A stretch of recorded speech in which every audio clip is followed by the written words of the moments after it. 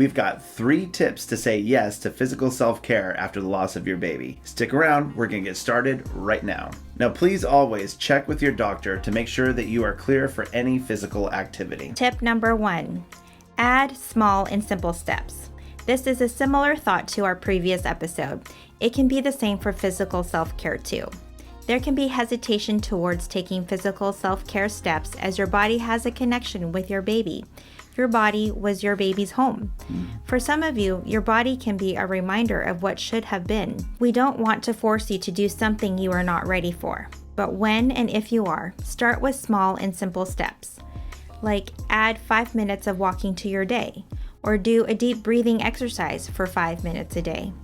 We hope you feel encouraged that you are adding to and not taking anything away. Tip number 2, go easy on yourself. Adding simple steps to your physical routine, whether you were active beforehand or not, can still be challenging and stressful for some. It's more than just physical, it's feeling the grief and emotions at the same time. That can make it challenging and overwhelming to be motivated to do anything physical. So it's okay if this happens, you're not alone. Take a deep breath and try again later or the next day. Now we're gonna get to the third and final tip in just a second. Hi, I'm Jeff and this is Tony Brabeck. We are the founders of Our Little Sparrows. Tony and I hope that you're getting value out of this episode and invite you to check out our next weekly podcast. Now back to the third and final tip. Tony? Tip number 3, remember, it's not about the weight or how your body is going to look. It's not about what others think or the pressures from society. This is your body and the body that was home to your baby. Like I said in the last episode, it's about you taking care of yourself because you want to. It's not about what society says is best for you. After the death of your baby, there can be a lot going on emotionally. Physical activity can be the last thing you want to think about after the loss of your baby. If that's you, there really is no rush. Take your time, and when you are up for it, start with adding small and simple steps.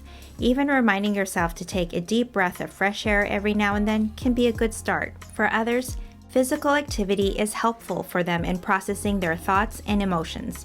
If that's you, then of course you can do that. Either way, just make sure your doctor has cleared you for any physical activity. We hope you found this episode helpful. We want you to know that you are not alone. You are loved. Your baby will always be cherished, and Tony and I are here to support you in any way that we can. If you got value out of this episode, please give it a thumbs up so others can find Our Little Sparrows on YouTube. And don't forget to subscribe and ring that bell so that you get alerts for when we release new episodes every week. And if you have comments or questions, please leave them below the video. Tony and I love chatting and answering your questions. Now, if you're watching us in the replay, you can watch the next episode in our weekly podcast by clicking or tapping up above. If you click or tap below, you can go deeper in our grief series, The Pregnancy Journey, grieving from diagnosis to the loss of your baby and beyond. Thank you for joining us.